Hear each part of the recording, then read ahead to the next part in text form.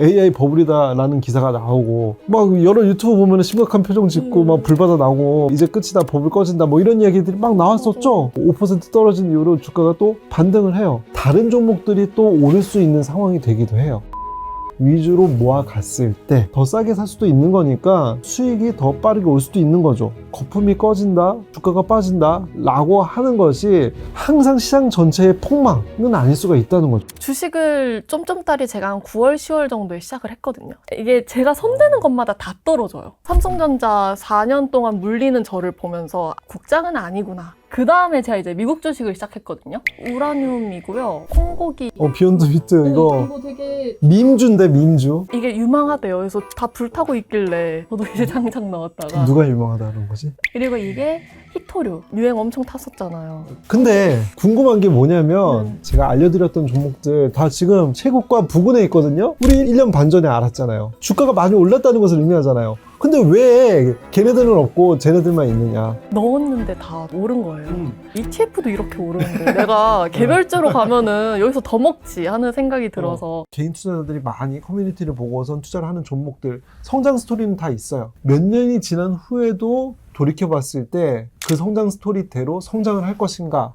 이거는 분명히 다른 문제라는 거예요. 저는 그냥 주식하면 안 되는 사람인 건가 싶기도 하고, 또 유튜브에서 계속 뭐 환율 오른다, 계속 시장이 변한다, 좀 머리 아픈 것 같아요. 단기간의 주가 흐름이 어떻게 될지는 예측할 수는 없어요. 근데 최근에 주가 흐름을 보면은 S&P 500이 고점 대비 한 5%까지 떨어졌었어요. 막 여러 유튜브 보면은 심각한 표정 짓고 막 불바다 나고 막 커뮤니티에서도 이제 끝이다 버블 꺼진다 뭐 이런 이야기들이 막 나왔었죠. 5% 떨어진 이후로 주가가 또 반등을 해요. 알파벳이 AI와 관련된 좋은 성과를 내고 있고요. 그런 걸 보면서 또 시장이 오르고 있죠. 한편으로는 지금까지 올랐던 주식들이 덜 오를 수는 있겠죠. 그런데 다른 종목들이 또 오를 수 있는 상황이 되기도 해요. 그래서 꼭 거품이 꺼진다, 주가가 빠진다 라고 하는 것이 항상 시장 전체의 폭망은 아닐 수가 있다는 거죠. 사람들은 이렇게 생각하기 쉬워요. 정책 장세가 왔을 때는 성장 스토리가 있는 종목들이 주가가 단기간에 크게 오를 수 있으니 이들에 몰빵을 하고, 이 정책 장세의 끝에 쏙 빠져나가서 실적이 잘 나올 만한 종목들로 갈아탄다. 그러면서 모든 시기마다 주가를 잘 맞춰서 성과를 크게 낸다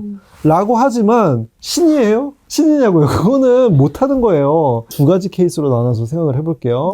첫 번째로 실적이 뒷받침이 되지 못하여 거품이 터진다고 해볼게요. 앞에서 말씀하셨던 이러한 테마주들 같은 경우에는 주가가 엄청나게 폭락을 할 거예요. 10분의 1 토막, 15분의 1 토막. 없는 돈이라고 생각해도 되는 그 정도 수준까지 떨어질 것이고, 실제로 시장에서 매우 자주 일어나는 일이에요. 그런데 기업의 본질인 실적이 뒷받침이 되는 그런 기업들 위주로 모아갔을 때 더 싸게 살 수도 있는 거니까 오히려 조금만 시간이 지나면 수익이 더 빠르게 올 수도 있는 거죠. 이러한 정책 장세의 끝에 주가에 거품이 낀 종목들은 아무리 사업을 잘 하고 있는다고 할지라도 실적이 뒷받침이 못 된다? 주가는 그때도 떨어질 거예요. 그런데 실적이 뒷받침이 되는 기업들에 투자를 하고 있는 내 포트폴리오는 더 크게 오르는 거예요. 실적 장세의 기간은 꽤 오랜 기간 동안 안정적으로 이루어질 수가 있다. 그러면은 나는 실적이 잘 나오고 주가도 오르는 걸 보면서 자연스럽게 장기 투자를 하게 되고 100% 수익, 200%의 수익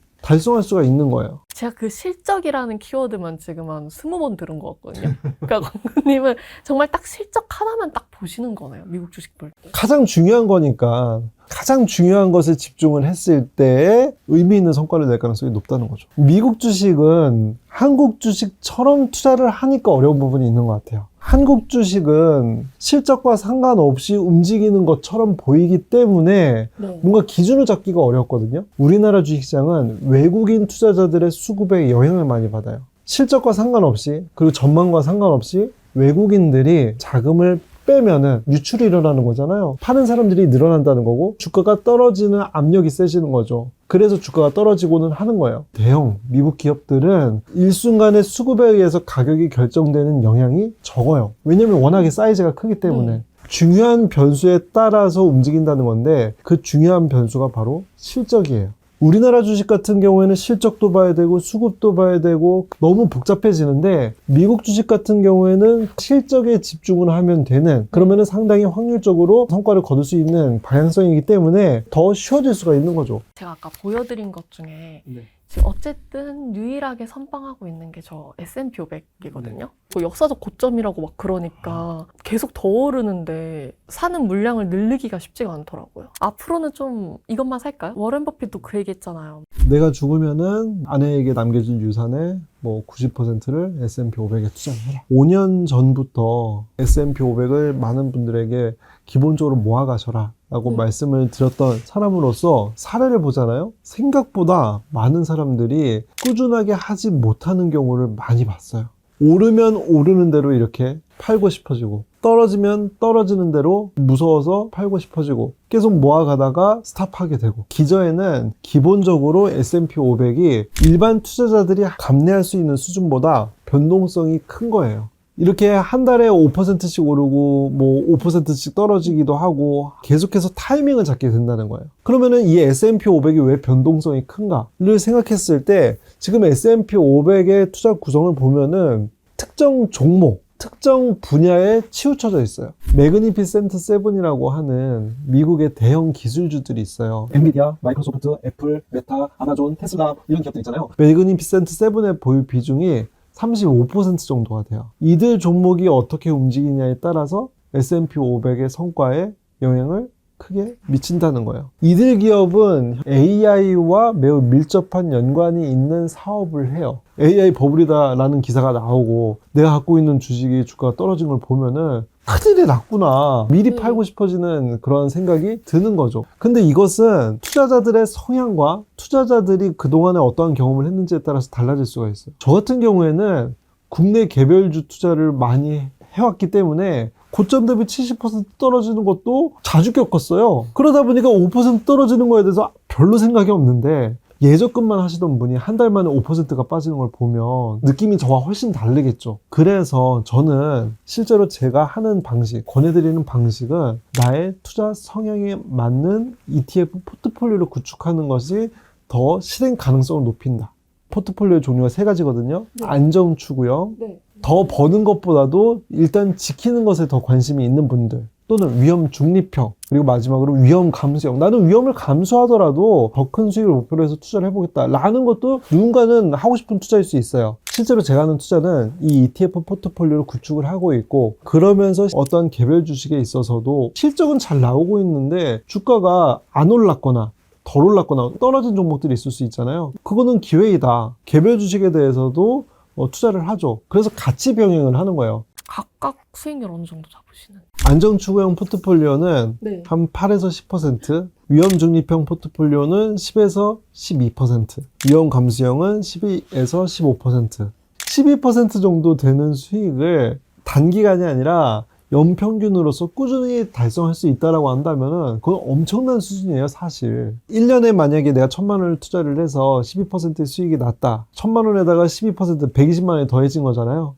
그런데 그 다음에는 더해진 이 120만 원에 대해서 또 12%의 수익이 나는 거니까 이게 결국 복리가 되는 거거든요. 그러니까 사람들이 오해하는 것이 1년 동안의 성과 12%라고 한다면은 되게 낮다라고 생각을 하는데 이것이 장기간에 평균적으로 거둘 수 있는 수익률이라고 한다면은 전혀 다른 문제가 되는 거예요. 자산의 크기가.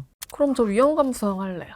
할 수 있는지를 이제 함께 알아보는 것도 좋을 것 같고, 그러면 올제님의 성향을 알기 위해서 제가 몇 가지 질문을 해볼게요. 손실을 만약에 감소를 하게 된다라고 한다면 몇 %까지 손실을 감소할 수 있을 것 같아요? 마이너스 15까지는 견딜 수 있는데 마이너스 20이 넘는 순간 그냥 그 창을 보는 것 자체가 너무 싫어지더라고. 그러면 안정추구형에 가까운 거예요. 자, 앞에서 본인은 나는 위험 감수형의 수익률만 보고선 그래 할 수 있어 하지만 손실에 대해서 이야기를 해보면은 감수하기가 어렵다는 거죠. 30% 이상의 손실도 나는 감수를 할 수 있다. 위험 감수형에 적합할 수가 있고, 그리고 마이너스 20도 나는 견디기가 어렵다 라고 한다면 안정추구형으로 가는 것. 몇 년 정도 투자를 할 수 있을 것 같아요? 마음은 5년이요.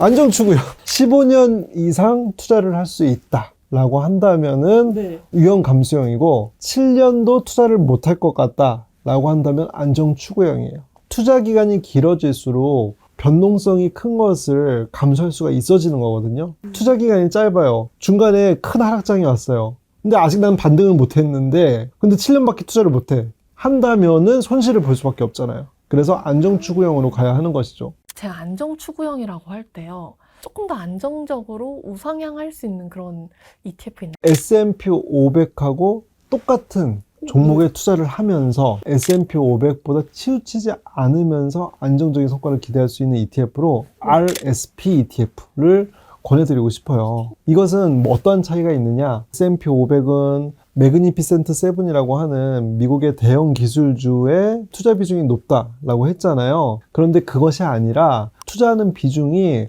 500개의 기업에 똑같이 투자하는 종목이 있어요. 동일 가중인 거죠. 2022년도에 S&P 500은 20% 떨어졌을 때 얘는 13% 하락에 그쳤었거든요. 기본적으로 변동성 자체가 조금 덜하죠. 왜 다들 요거 안 하고 S&P 500 하는 거예요? 최근에 주가 흐름이 대형주들이 주가 흐름이 좋으니까 단기간에 주가 흐름이 더 좋은 거죠. 단기간으로는 원래 S&P 500 우리 아는 그게 더 많이 오르고, 하지만 하락하는 순간은 얘가 조금 더 안정적으로 가고. 치우침이 좀 덜하니까. 저는 그래서 예전부터 오히려 한 종목만 모아간다면은 동일 가중 방식이 더 나을 수도 있다. 정말 오랫동안 모아가는 것을 전제로 했을 때. 근데 조금 더 내 성향에 맞는 투자를 하고 싶다라고 했을 때는 좀 세분화된 방법이 필요하긴 해요. 실제로 2021년부터 최근까지 한 5년 정도 기간 동안에 월 100만 원씩 안정 추구형 포트폴리오대로 투자를 했을 때 원금 빼고 수익만 표시를 한 그래프예요. 2021년을 잡은 이유는 1월부터 12월까지는 오르다가 2022년부터 S&P 500 기준으로 1년 동안에 미국 주식시장이 20% 가까이 떨어졌거든요. 그래서 그러한 기간도 포함을 한 사례로 준비를 한 거고요. 가로축은 투자 개월 수예요. 세로축은 수익이에요. 그래프가 다 양수값이죠. 다 수익이 나고 있었다는 거예요. 20에서 21 부근에 처음으로 0부터 떨어지게 되죠. 그래서 마이너스 40만 6,353원이 돼요. 이때가 1년 정도 하락을 하니까 포트폴리오도 빠진 거죠. 원금 대비 손실이 딱 한 달 발생을 해요. 그것이 40만 원 손실. 그러다가 시장이 반등을 해서 올라가니까 안정추구형 포트폴리오도 똑같이 수익이 나면서 올라가게 되죠. 그래서 최종적으로 이 포트폴리오에 투자를 했을 때 수익은 2,700만 원이 되는 거예요. 충분히 내 포트폴리오가 안정적으로 우상향을 하고 있구나 라는 것을 확인을 하면서 투자를 할 수가 있겠죠. 1년 동안에 20%의 손실이 발생을 했을 때에도 손실을 충분히 잘 방어를 했다 볼 수가 있어요. 얘는 2025년 1월부터 지금까지 미국 주식시장이 많이 출렁였잖아요. 그래서 4월 달에는 고점 대비 20% 하락까지 했었어요. S&P 500 기준으로. 그런데 똑같이 올해 1월부터 100만 원씩 안정추구형 포트폴리오에 투자를 했다면은 어떻게 됐을까? 첫 달, 두 달, 세 번째 달 이렇게 적립식으로 모아가잖아요. 중간에 한 번 24,000원 정도의 손실이 발생을 해요. 그런데 시장이 반등을 하면서 같이 반등을 했고 지금 10개월 정도 투자를 했을 때의 수익은 90만 원. 이게 예적금이랑 비교하면은 어느 정도예요? 지금 저 앞에 2021년 1월부터 모은 거는 58개월 동안의 성과거든요. 이 기간 동안에 4%의 적금을 가입을 했다라고 하면은 이자가 482만 원 정도였어요. 이러한 포트폴리오에 투자를 하면은 최종 수익이 2,700만 원이니까 2,300만 원 이상의 추가 이익이 발생을 한 거죠. 이것이 더 의미가 있는 것은 뭐냐면은 10달만 투자를 했을 때는 수익이 90만 원 정도잖아요. 근데 기간이 길어져서 5년까지 가니까 어때요? 수익이 2,700만 원으로 벌어지죠. 이것은 복리 효과처럼 기간이 길어지면 길어질수록 더 가파르게 올라가는 경향이 있기 때문이다.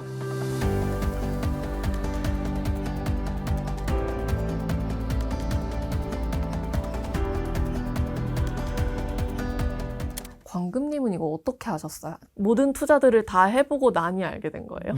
몰빵은 기본이고 한국 바이오주도 돈은 못 버는데 엄청난 적자를 벌이고 있는 기업들이 많거든요. 그런데 항상 그 가능성은 있었어요. 임상실험을 통과한다 만다에 대한 가능성. 그게 통과가 되면 주가가 너댓 배는 되지 않을까. 그런 종목에 몰빵을 한 쪽도 저도 많아요. 상장 폐지가 된 종목도 있고. 자, 그래서 중요한 건 뭐냐면은 다 그런 투자를 할 수 있어요. 그거를 인지한 순간부터 앞으로 안 하면 그것만으로도 아주 빨라요. 저는 인지를 했죠. 네. 잠깐은 정신 차려야지 했다가 어느덧 다시 그런 종목에 투자를 하고 몇 번을 반복했어요. 교정을 빨리 하는 것만으로도 충분히 저보다도 훨씬 빠르게 교정을 한 결과일 가능성이 높다. 그런 투자를 몇 년을 하셨어요? 한 5, 6년 했어요. 그때 당시 수익률이 몇 %였어요? 0.3%. 그쯤 하잖아요? 내 계좌의 실체를 파악하는 것이 두렵게 돼요. 왜냐면은 엄청난 손실을 중간중간에 한 번씩 보면 임팩트가 커서 네. 계좌를 까보는 게 두렵더라고요. 근데 한 번은 용기를 내어서 마주해야겠다 해서 0.3%를 확인을 했어요. 놀 거 안 놀고 해외여행 갈 거 안 가고 외제차 사고 싶은 거 안 사고 극도로 아꼈는데 그 5, 6년간 그냥 쫌쫌따리 주식 투자하고 그랬던 게 아니라 진짜 열심히 했는데 0.3이었다고요? 진심을 다했죠. 해보니까 이런 식으로는 안 되겠구나 를 안 거예요. 그런데 재밌는 건 뭐냐면 그쯤 해보니까 투자의 대가분들의 책을 네. 숱하게 읽었었거든요. 투자의 대가분들이 개인 투자자들은 ETF 투자를 하는 것이 더 좋다 라는 얘기를 중간에 책 한 군데에 박아놔요. 처음 투자를 할 때는 수익률 별로 나지도 않는데 라면서 무시를 하죠. 근데 5년 동안 이렇게 정산을 하다 보니까 이래서 투자를 하라고 한 거구나. 내 이게 뭐 하는 짓인가. 그러면서 제가 이 ETF 투자로 넘어가게 된 거예요. 5, 6년간 어쨌든 결국엔 0.3%의 수익률을 마주해서까지 왜 투자를 하고 싶어 했을까? 하지 않으면 안 되는 상황이라고 생각했던 거죠. 제가 회사에 처음에 입사를 했을 때 당시 높으셨던 분들을 보면서 확정된 예금 이자처럼 확정된 미래 그리고 확정된 그분들의 모습이 나의 미래가 될 것 같은 그런 느낌이 갑갑함을 느꼈어요. 그분들은 되게 회사 내에서 훌륭하신 분들이에요. 경쟁에서 이겨내시고 성취를 하신 분들인데 근데 그걸 보았을 때 내가 바라던 방향은 아닌 것 같다. 제가 이루고 싶은 것들을 생각했을 때 그냥 적금만 하고 그냥 모으기만 해서는 이루고 싶은 것들과의 간극이 너무 큰 거예요. 서울에 자가라도 내가 갖고 싶은데 가질 수 있을까를 생각했을 때 도저히 답이 잘 안 나오는 거예요. 그래서 그 차이가 너무 크다 보니까 이걸 어떻게 메꿀까를 고민을 했지 열심히 할까 말까 이런 고민을 한 적이 없어요. 해야 하는데 뭘 하지였어요. 그래서 저는 냉정하게 내가 원하는 것과 이대로 있으면 하게 될 것을 한번 비교를 해보셨으면 좋겠다라고 말씀을 드려요. 근데 많은 경우에 있어서 지금 바쁘다는 이유로 회피를 하는 경우들이 많거든요. 용기를 내서 마주하고 제가 계좌를 까본 것처럼 개선을 해야죠. 퇴사는 언제 하셨어요? 퇴사는 2021년 2011년, 2012년 정도에 국장을 5, 6년간 하셨고 이 또 5년 동안 이제 미국 주식을 하셨는데 결과적으로 미국 주식은 퇴사를 안겨다 줬고 한국 주식도 고마워요. 뭘 하면 안 되는지를 알려줬으니까.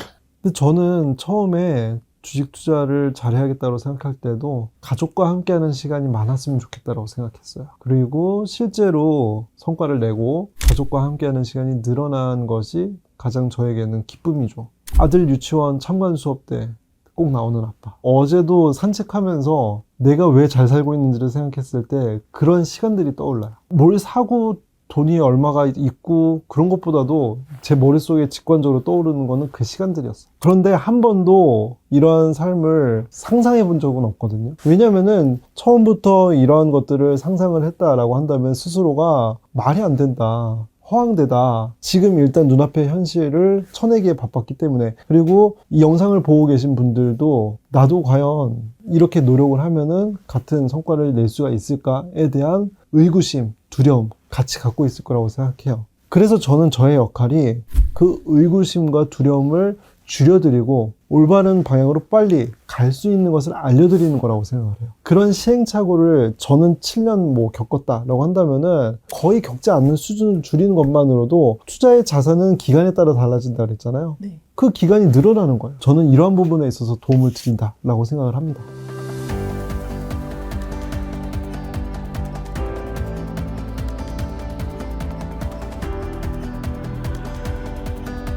제가 최근에 미국 주식 하면서 가장 어려웠던 포인트가 지금 샀다가 나중에 팔 때 돼서 환율이 떨어져 있기라도 하면은 오히려 손해를 보는 결과 아닌가 싶기도 해서요. 환율이 떨어져서 손실이 보는 수도 있겠죠. 그런데 환율이 움직이는 변동폭보다 주식이 오르는 폭이 더 커요. 그래서 설령 지금 1,500원에 가까운 환율이 떨어진다고 하더라도 그 떨어지는 폭보다 주식이 오르는 수준이 시간이 길어지면 길어질수록 더 커질 것이다. 환율에 대해서 고민하는 이유 중에 하나의 이유가 환율은 확실하게 떨어질 것 같은 느낌이 들고 주가가 오르는 것은 상대적으로 불확실한 거예요. 내가 느꼈을 때. 궁극적으로는 주식 투자로 성과를 내본 적이 없어서 발생하는 문제이다. 요즘 많이 얘기하는 게 세금. 미국 직투계좌를 기본적으로 투자를 하시라는 이유 중에 하나가 비과세 혜택이 다른 계좌들보다 더 있기 때문에 그래요. 그래서 세금적인 고민이 되었을 때 직투계좌를 먼저 활용하는 것을 하나를 생각해 볼 수가 있고요. 연간 250만 원의 이익에 대해서는 비과세예요. 그러면은 이 250만 원에게 뭐 이렇게 생각할 수도 있겠죠. 10%를 기준으로 했을 때 내가 한 2,500만 원 투자를 해야지 10%의 수익률이 나와서 250만 원의 수익을 거두게 되는 거예요. 그래서 이제 막 투자를 시작하신다 라고 한다면은 대부분 시드머니가 크지가 않으시거든요. 그런 분들은 2,500만 원까지는 이 미국 직투계좌에서 ETF를 매수를 하는 것이 세금을 내지 않을 가능성이 높다. 근데 이거는 가장 기본적인 방법이고 이 이후에 이제 세금과 관련된 내용들은 최대한 저도 세금이 아까우니까 줄일 수 있는 방법을 좀 더 디테일하게 알려드리고 있죠. 근데 또 이렇게 얘기를 하면 2,500만 원까지만 미국 주식 투자를 해야 하는 것인가 라고 생각을 하시기도 해요. 이것은 투자를 하기 전의 마음이고 투자를 해서 계속해서 수익이 나고 수익이 커지는 것을 보게 되면은 그래 이제부터는 세금을 내더라도 이익을 크게 만들어야지 라는 목표로 바뀌는 분들이 많습니다. 실제로 좀 기억에 남는 분이 계세요? 과거에 나는 부동산 투자를 하고 싶어라고 돈을 모으셨던 분들도 지금은 조금 어려워지신 분들이 있더라고요. 원래는 부동산만 보고선 모으셨던 분들이기 때문에 그래 다른 투자인 주식 투자를 해보자 라고 쉽게 넘어오질 못해요. 근데 제 수강생분 중에 한 분도 이러한 마음을 갖고선 그냥 반신반의하는 마음으로 수강을 하신 거예요. 저한테 수익을 내게 해주셔서 고맙고 앞으로 무엇을 해야 할지 알게 되었다라고 편지를 써서 주었어요. 꼭 부동산 투자만이 나에게 맞는 정답이 아니었구나, 다른 길도 있었구나를 알려드렸다는 거에 대해서 너무 기쁜 거예요. 연세가 있으신 분들은 개별 주식 투자까지 가는 것도 잘 모르겠고 그냥 ETF 포트폴리오 알려주시는 거 그것만 하면 안 될까요? 라는 질문을 하신 거예요. 왜냐면 개별 주식은 좀 더 내가 많이 알아야 될 것 같고 하니까. 그래서 제가 그분한테 지금 그렇게 느끼시는 이유는 개별 주식 투자로 더 큰 수익을 내거나 아니면 안정적으로 이익을 낼 수 있다라는 확신 또는 그런 경험이 없기 때문에 의심부터 하게 되는 것이다 라고 말씀을 드렸어요. 제가 알려드린 대로만 한번 해보셨으면 좋겠다 라고 했는데 다음에 개별 주식을 매수를 해오셨더라고요. 이제 제가 알려드린 기준을 통과한 것을 보고 기업에 대해서 파악하신 이후에 투자를 하셨다라고 하시더라고요. 그래서 수익이 났어요. 잘 적용하고 계셔서 다행이다 라고 생각을 했는데 수익이 나셨다고 후기를 남겨주신 걸 보고 그래서 좋았죠. 이런 분도 있더라고요.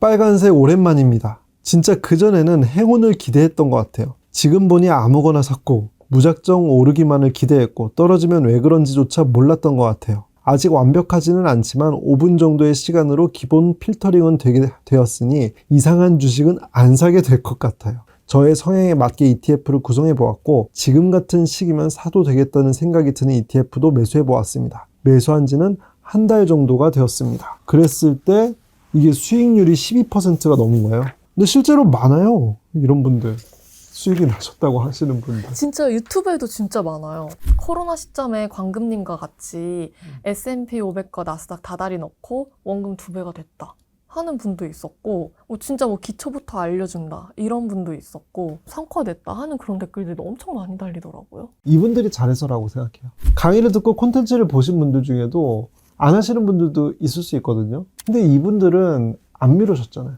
다 알려준다고 하더라고요. 최선을 다해서.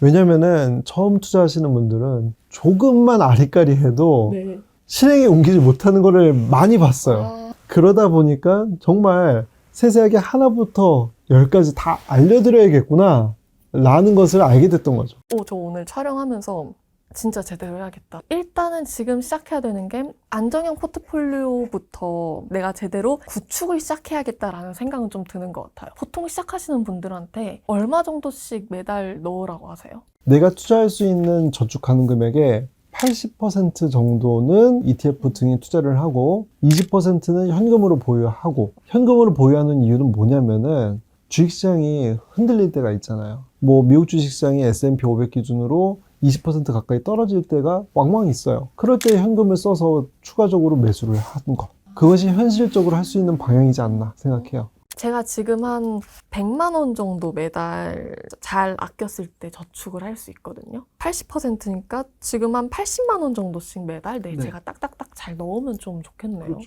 그러면 이제 20만 원은 계속 투자가 안 되고 쌓이고 있겠죠. 네. 20만 원, 40만 원, 60만 원 이렇게. 아까운데요? 주가가 오를 때는 아깝지만 주가가 떨어지는 걸 보면서 아, 이거라도 들고 있기 다행이다. 언제 사지? 라고 생각할 수가 있어요. 두 번째 방법으로 개별 주식 투자를 시작한다라고 하셨거든요. 기본적으로 확인하는 체크리스트가 7개가 있어요. 이 7가지 체크리스트를 통과를 하는지를 보는 거는 5분밖에 안 걸리거든요. 이 기준을 통과를 한다라고 한다면은 관심 종목에 넣고선 이제 매수를 할지를 결정하는 거고, 안 넘는다라고 하면은 패스. 그 중에 하나가 PER 값이에요. 기업이 저평가이냐 고평가이냐를 기본적으로 확인하기 위해서 가장 중요하고 가장 기본적으로 봐야 하는 것이 PER 지표예요. 작년에 알파벳이 이 PER 값을 기준으로 해서 역사적으로 낮은 수준이었어요. 주가가 아주 저평가 매력적인 수준이었어요. 다만 관심은 없었어요, 사람들이. 맞아요. 빅테크 기업들 중에서 혼자 주가가 안 올라오고 있었으니까. 근데 오른 다음에야 사람들이 관심을 갖죠. 광금님은 엔비디아 같은 그런 주식은 언제 투자하세요? 수강생이 제가 알려드린 기준으로 성과를 내는지가 더 중요할 수도 있는 것 같아요. 그런 걸 봤을 때 올해 4월 같은 경우에 엔비디아 주가가 조정을 많이 받았었어요. 당시에는 제 기준을 엔비디아 주식은 모두 통과를 한 상태였어요. 그리고 실제로 제 수강생분은 150달러에서 85달러까지 떨어졌었는데 한 90달러 부근에서 샀다 라고 나한테 이야기를 하더라고요. 웃으면서. 근데 주가가 이미 조정을 받은 상태라 그런 상황에서 사는 것이 지나고 난 다음에 보면은 쉬웠겠네 라고 생각하지만, 오르지 않고 조정만 받은 상태에서는 사람들이 무서워해요. 기준이 없으니까.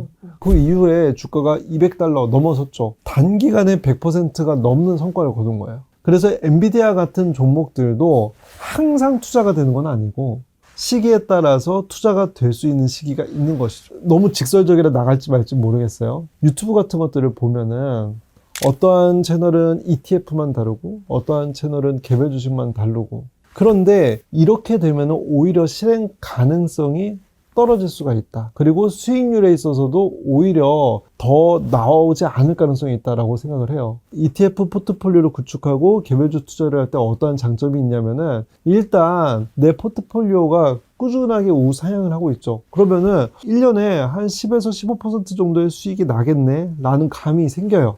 그런 와중에 개별 주식이 만약에 사고 싶어지잖아요. 내 기준은 ETF를 살지 아니면 개별주를 살지가 되는 거겠죠. ETF에 투자를 하면은 연수익률이 그래도 10에서 15% 정도 나오는데, 개별주 투자를 한다라고 하면은 적어도 이것보다는 높은 수익률이 나올 것인가에 대해서 한번 생각하는 거예요. 그렇게 투자를 했을 때 저 같은 경우에는 성과가 훨씬 더 확률 높게 잘 나왔어요. 왜냐? 보수적으로 접근하고 오히려 더 확실한 기회를 잡기 때문에.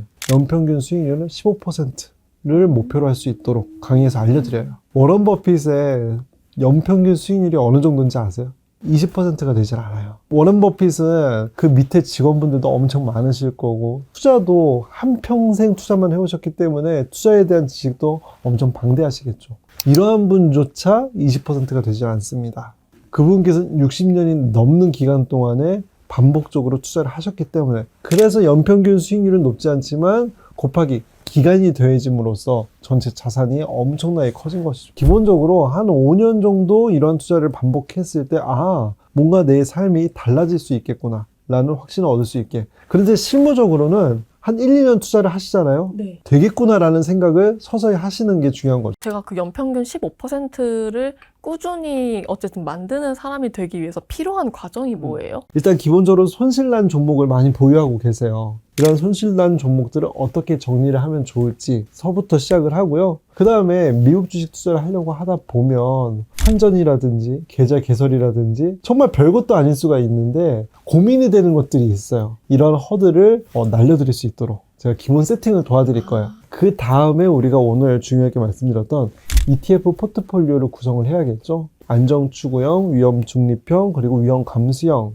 세 개의 성향으로 나누어서 각각에 맞는 포트폴리오를 제시를 해드려요. 2025년 12월 초에 맞는 포트폴리오를 주시는 거예요? 제 강의가 3개월마다 리뉴얼이 되거든요. 그 시점에 최적화된 포트폴리오를 제시해 드리기 위해서 3개월마다 리뉴얼을 하고 있어요. 그리고 개별 주식 투자를 하는 방법을 알아야 되잖아요. 개별 주식은 크게 두 가지 카테고리로 나누어서 배당주와 성장주. 배당주, 성장주의 각 성향에 맞게 봐야 하는 지표들이 달라지게 돼요. 그러면은 그 지표들을 7가지씩 알려드릴 텐데 내가 이 배당주 또는 성장주를 보고 매수 대상 리스트에 올릴지 말지 스스로 결정을 하는 거예요. 그리고 마지막으로 저는 매일 아침에 루틴이 신문 읽는 거예요. 사실 투자를 한다는 것은 시장 상황을 이해한다는 것이 될 수 있는데 신문을 읽지 않으면 이해를 못 하겠죠. 신문도 수만 가지의 기사들이 올라오잖아요. 그럼 거기에서 나는 어떠한 정보를 얻어갈 것인지, 그리고 미국 주식에 투자를 하다 보면 가장 기본적으로 수익이 나는 것을 가정을 했을 때 세금을 내는 게 아깝잖아요. 그래서 그 세금을 줄일 수 있는 방법도 알려드리고요. 제가 아무리 수업을 상세하게 하더라도 개별적인 해소되지 못한 궁금증들이 있을 수 있어요. 그래서 그런 것들은 라이브 코칭을 통해서 제가 취합을 우리 직원분들께서 해주시면은 중요한 내용들 다시 짚어드립니다. 실제로 많은 분들께서 제 수업을 듣고 그동안에 제가 뭘 했나 싶어요. 지금부터 하는 게 너무 늦었다라는 생각도 들고 조바심을 느껴요 라고 실제로 많이 해주세요. 그런데 저는 그렇게 말씀하시는 분들이 제가 예전에 느꼈던 감정하고 굉장히 비슷해서 제가 대학을 늦게 가고 취업도 늦게 하고 그리고 돈 모으기를 좀 늦게 시작한 것에 대한 조바심, 그러다가 계속 영영 뒤처질까에 대한 걱정, 이런 것들을 했던 사람이라 왜 그런 마음을 잡수게 되셨는지 이해를 하고 있어요. 그런 불안함이 있더라도 할 수 있는 것에 집중을 했다. 그리고 조금이라도 더 확률이 높다라고 생각하는 것을 반복할 수밖에 없었다. 그래서 저는 당시에 저를 떠올렸을 때 불안감과 후회도 있었지만 계속 해 나아갔다는 점에서 칭찬을 해주고 싶어요. 지금 새롭게 나아가시는 분들, 그분들한테도 그럼 칭찬을 남겨주시는 거네요? 나아간다면은 사실 그게 되게 무거운 발걸음일 수 있거든요. 확신을 갖고 시작하는 일이 아닐 거예요. 아무리 제가 두 눈 부릅뜨고 이야기를 한다고 한들 나아가는 것은 결국 본인의 몫이기 때문에, 근데 그 무거운 발걸음을 뗐다는 것 자체가 굉장히 다른 사람들과는 다를 수밖에 없는 자질을 갖고 있구나, 결국에는 이룰 수밖에 없겠구나라는 좀 생각을 하셨으면 좋겠어요. 여러분들께서도 지금은 늦은 것 같지만 옳은 방향을 알고 한 걸음씩 나아가다 보면은 나도 모르는 사이에 그 목적지에 생각보다 빨리 도달해 있는 그러한 경험을 하실 거예요. 그러한 경험을 하실 수 있도록 도와드리는 일이 제 일이라고 생각을 합니다. 오늘 이 긴 영상을 아마도 반신반의한 마음으로 보셨겠죠. 한편으로는 갈피를 잡고 싶은 마음으로, 심정으로 절박하게 보셨을 것 같은데요. 두려우시겠지만 힘찬 발걸음을 함께 나아가셨으면 좋겠습니다. 감사합니다. 네.